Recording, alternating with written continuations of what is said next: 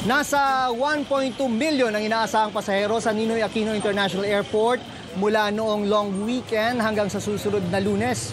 Maki-update tayo roon sa balita live ni Joseph Moro. Joseph?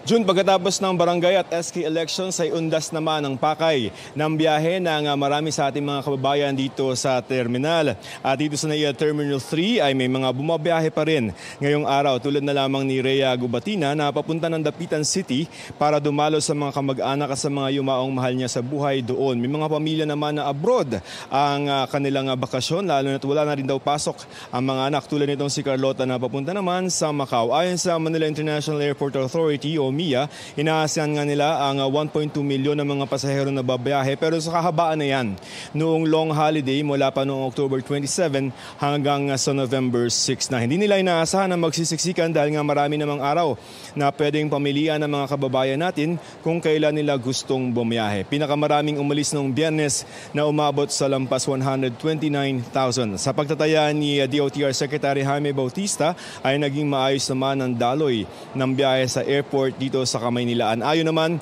kay MIA OIC General Manager Brian Co, ay kahapon ay umabot sa 118,000 ang mga bumiyahe sa mga airports natin dito sa Metro Manila, sa lampas 800, sa abot 800 na mga domestic at international flights. Balita ko, may tututukan kayo tuwing 10:30 a.m. sa GTV. Alamin ang mahalagang balita at impormasyong dapat nyong malaman sa Balita Ko tuwing Lunes hanggang Biyernes. Mag-subscribe din sa GMA Integrated News sa YouTube.